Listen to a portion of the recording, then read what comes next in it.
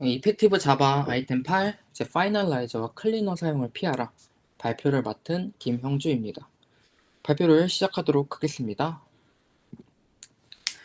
이제 발표 순서는 이제 파이널라이저와 클리너에 대해 간략하게 알아보고 이런 것들을 왜 쓰지 말아야 하는지 이유를 살펴본 뒤 적절한 사용처가 무엇이며 이제 대안책까지 알아보도록 하겠습니다.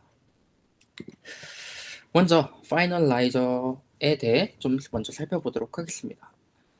파이널라이저는 이제 객체 소멸자입니다. 여기서 좀 주의해야 될 게 C++에서의 객체 소멸자와는 조금 다른 개념입니다. 그래서 여기서 말하는 객체 소멸자는 무엇이냐? 바로 객체가 GC에 의해 회수되기 전 해당 객체가 수행할 작업을 정의해주는 역할을 말합니다. 그래서 일반적으로 객체가 완전 소멸되기 전에 그 객체를 조금 정리하는 메서드를 넣는다고 합니다. 그래서 사용 방법과 이제 작동 과정에 대해 좀 살펴보면 사용 방법은 간단합니다. 오브젝트.finalize를 이제 오버라이드해서 수행할 작업을 저희가 직접 정의해주면 됩니다. 이 finalize는 언제 실행되냐를 살펴보면 객체가 생성되고 그 객체가 unreachability 상태가 되면 GC가 그 해당 객체를 회수하려고 접근하게 됩니다. 근데 그때 GC가 그 해당 객체를 까봤을 때 finalize가 정의가 되어 있다면 그 객체 자체를 finalization queue에다가 옮겨 넣고 그 queue에서 finalize를 실행하게 됩니다. 이처럼 이제 finalize는 GC가 실행되면 작동하는 것을 확인할 수 있습니다. 근데 현재 뒤에서도 말하겠지만 이 finalize가 참 많은 문제를 가지고 있어서 JDK 9 이후로는 이제 deprecated 된 상태입니다. 이제 그 후에 이제 파이널라이저 대안으로 나온 것이 바로 클리너입니다. 클리너도 마찬가지로 이제 객체 소멸자이고 이제 주로 이제 객체 안에 이너 클래스로 정의해서 사용한다고 합니다.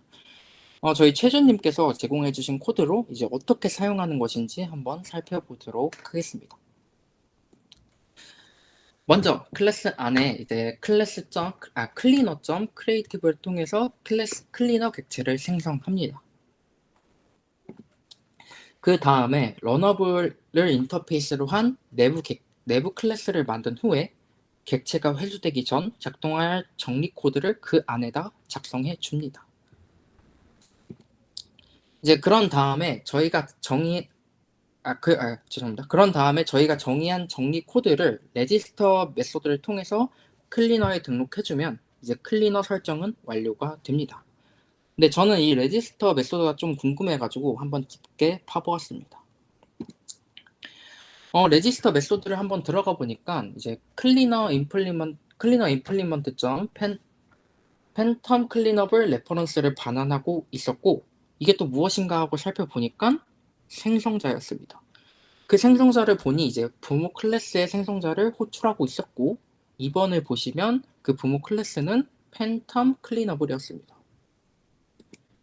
그래서 한 번 더 들어가 보니 해당 클래스의 생성자 또한 부모 클래스의 생성자를 호출하고 있었고 최종적으로는 팬텀 레퍼런스 객체를 생성하고 있었습니다. 정리해보면 이제 레지스터 메소드는 객체의 참조를 이제 팬텀 레퍼런스로 만들어주고 있었습니다. 이제 팬텀 레퍼런스는 이제 참조 종류 중 한 가지인데 어떤 특징이 있는지 잠깐 알아보도록 하겠습니다. 우선 레퍼런스 큐라는 것이 있습니다. 객체가 이제 GC의 대상이 되면 수거하기 전 특정 작업을 실행하기 위해 그 객체를 옮겨 놓는 공간을 바로 레퍼런스 큐라고 합니다. 이제 일반 객체가 이 해당 큐로 옮겨지기 위해서는 이제 다음과 같이 참조가 널이어야 되는 조건이 있습니다. 하지만 팬텀 레퍼런스 객체는 저런 조건 없이 바로 레퍼런스 큐로 옮겨지게 되는 특징을 가지고 있습니다. 그렇다면 이 팬텀 레퍼런스의 장점은 무엇인지 알아보도록 하겠습니다. 일반적인 이제 객체들은 이제 다음과 같은 과정을 거치게 됩니다. 근데 GC가 실행이 되면 GC는 위크 레퍼런스, 소프트 레퍼런스 객체들을 살펴보고 만약 참조가 널이면 해당 객체를 Q로 이동시킵니다. 그 후에 Q에서 파이널라이즈를 수행하고 마지막으로 객체의 자원을 회수하게 됩니다. 하지만 이제 팬텀 레퍼런스 객체의 경우 조금 다르게 작동합니다.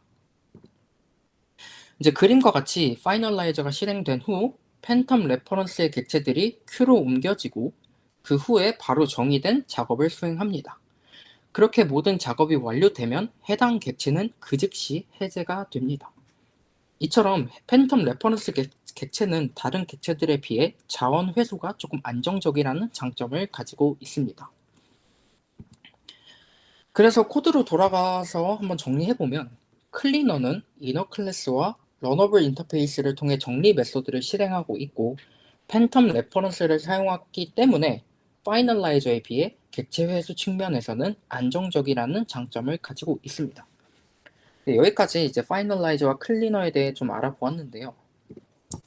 이제 책을 보시면 저자는 이제 파이널라이저와 클리너를 사용하지 말라고 아주 강경하게 말하고 있습니다. 그 이유에 대해 이제 하나씩 알아보도록 하겠습니다. 먼저 실행을 보장해주지 않는다라는 문제점이 있습니다. 제가 파이널라이즈를 실행하는 코드를 간략하게 한번 짜봤습니다. 1번과 같이 일단 파이널라이저 테스트라는 클래스 객체 안에다가 파이널라이즈 메소드를 오버라이드 해서 메소드를 하나 만들어 봤고요. 그리고 2번을 보시면 다른 클래스 안에 파이널라이저 테스트 객체를 생성하는 run 메소드를 만들어 봤습니다. 그런 다음에 3번처럼 메인 메소드 안에 run을 한번 실행해 보았습니다. 근데 이 코드를 한번 자세하게 살펴보면 파이널라이저 테스트 객체는 run 메소드 안에서만 생성되기 때문에 이제 객체 스코프는 이제 run 메소드 안이 되겠습니다. 이제 그러다 보면 이제 3번처럼 run 메소드가 한번 실행된 이후에 자연스럽게 객체 스코프 범위는 이렇게 run 메소드가 한번 실행되고 종료되게 되면 이제 객체 스코프는 자연스럽게 범위를 넘어가게 되면서 파이널라이저 테스트는 사용하지 않는 객체가 되어버립니다. 그럼 이제 GC가 접근을 하겠죠. 그렇게 되면 이제 파이널라이저가 실행이 되는지 한번 실행해 보겠습니다.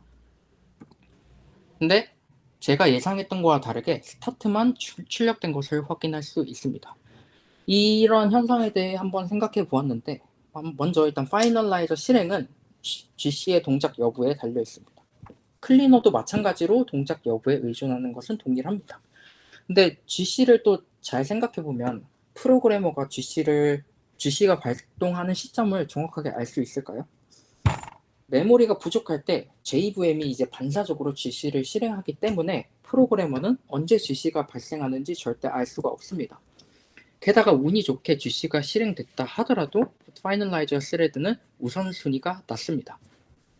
그래서 정리해보면 사용자가 이제 파이널라이저를 작성해 놔도 GC가 언제 작동하는지 모르기 때문에 파이널라이저가 실행된 시점을 모를 뿐더러 우선순위가 낮기 때문에 그 실행을 보장해주지 못한다는 문제가 있습니다.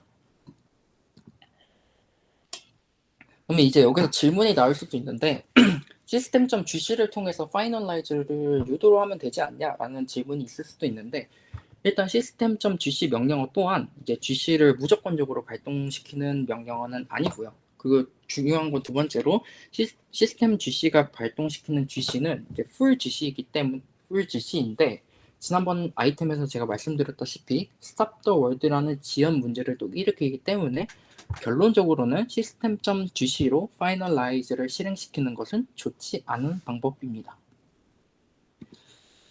두 번째 문제는 이제 성능이 좋지 않다입니다. 객체를 저희가 직접 클로즈하는 방식은 크게 두 가지 방식이 있습니다. 파이널라이즈 혹은 클리너를 사용하는 방식. 두 번째 방식은 오토 클로즈업을 사용하는 방식입니다. 두 번째 방식을 사용하는 방식은 오토 클로즈업을 사용하는 방식을 자세한 사용하는 방식은 제가 뒤에서 또 다룰 거기 때문에 이제 뒤에서 말씀드리는 걸로 하고요. 그 두 방식을 가지고 한번 객체가 생성되고 회수되기까지의 시간을 한번 측정해 보았습니다.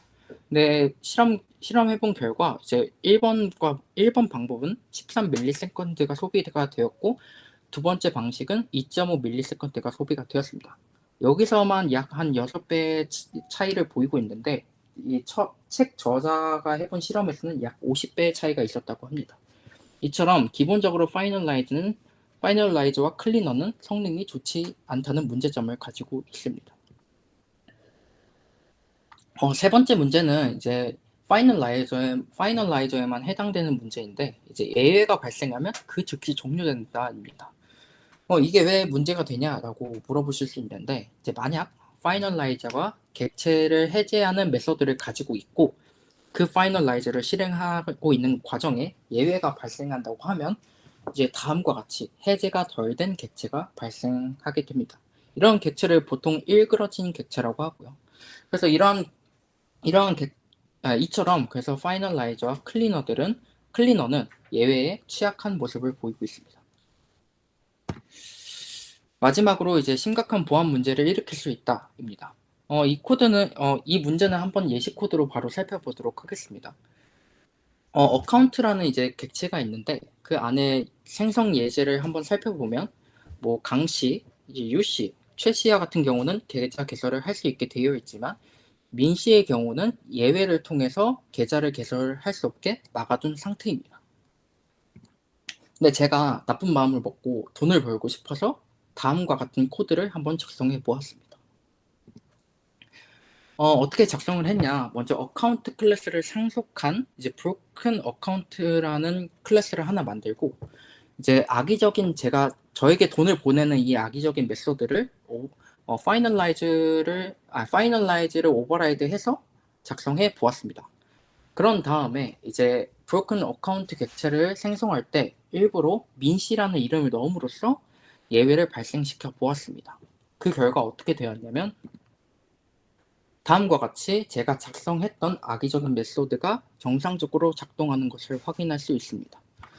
이러한 이제 파이널라이저를 통해서 공격하는 방식을 이제 파이널라이저 공격이라고 합니다. 이제 자세한 이제 공격 방식은 아래 써 있는데 한번 그림으로 살펴보도록 하겠습니다. 이제 저희가 타겟으로 한 객체를 이제 상속한 잔여 객체를 하나 만듭니다. 그리고 그 안에다가 악의적인 코드를 이제 파이널라이즈 안에다가 저장해 둡니다. 그런 다음에 이제 잔여 객체를 생성할 때 일부러 예외를 발생시키면 3번처럼 자연스럽게 이 잔여 객체는 예외로 인해서 사용하지 않는 객체로 판명됩니다. 그렇게 되면 이 GC가 이 잔여 객체를 회수하기 위해 접근을 하겠죠. 그렇게 되면 이제 GC가 잔여 객체에 접근을 했을 때 그 객체를 까보면서 파이널라이저가 정의가 된 것을 보고 파이널라이저를 실행하게 됩니다. 이렇게 되면 제가 원했던 악의적인 코드가 정상적으로 작동하게 되고 이렇게 공격하는 방식을 바로 파이널라이저 공격이라고 합니다.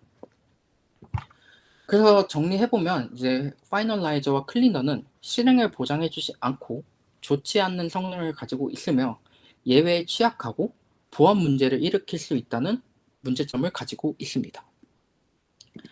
그렇다면 그럼 언제 사용하라는 거지? 라는 좀 의문이 들 수 있는데 이제 제가 적절한 사용처에 대해 말씀드리도록 하겠습니다. 첫 번째, 안전망입니다. 이제 왼쪽 코드를 보시면 이제 룸 클래스 안에 클리너가 이제 구현되어 있는 것을 확인할 수 있습니다. 이는 이제 사용자가 룸 객체를 사용하고 클로스를 호출하지 않았을 때를 대비해서 뒤늦게라도 해당 객체를 회수하기 위해 클리너를 구현해 놓은 것입니다. 이처럼 클리너와 파이널라이저는 객체 회수의 안전망으로 사용할 수 있습니다.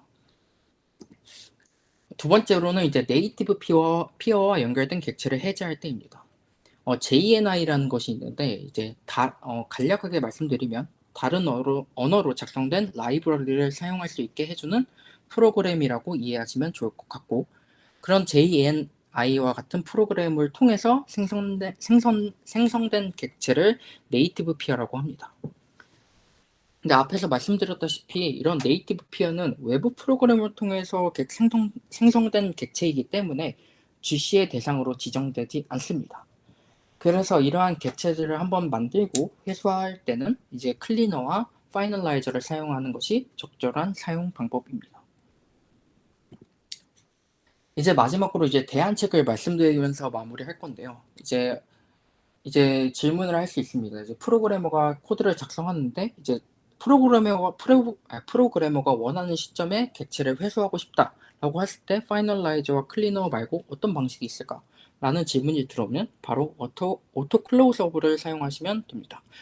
이제 오토 클로즈업이 뭐냐? 이제 인터페이스인데 try with 리소스 문으로 관리되는 구현체의 클로즈를 자동 호출해주는 기능을 가지고 있습니다. 어떻게 사용하냐? 이제 1번처럼 오토 클로즈업을 상속한 오토 클로즈업을 인터페이스로 한 객체를 하나 만듭니다. 그리고 그 객체 안에 클로즈를 오버라이드 한 뒤 클로즈 메소드 안에다가 정리하는 메소드를 정의하면 됩니다. 그런 뒤 3번처럼 트라이문 안에다가 그 해당 객체를 정의해 놓으면 오토 클로즈업이 정상적으로 작동하게 됩니다. 그래서 이 코드를 한번 실행해 보면 제가 직접 클로즈를 작성하지 않았음에도 자동으로 클로즈가 호출된 것을 확인할 수 있습니다. 이처럼 오토 클로즈업은 파이널라이즈와 클리너와 달리 GC에 의존하지 않고 객체 사용이 종료됐을 때마다 자동으로 클로즈를 호출해주기 때문에 해당 방법이 제일 좋은 방식입니다. 그래서 이번 아이템을 한 줄로 한번 정리해보면 웬만하면 파이널라이저와 클리너의 사용은 지양하자라고 정리하면 좋을 것 같습니다. 이상 발표를 마치도록 하겠습니다.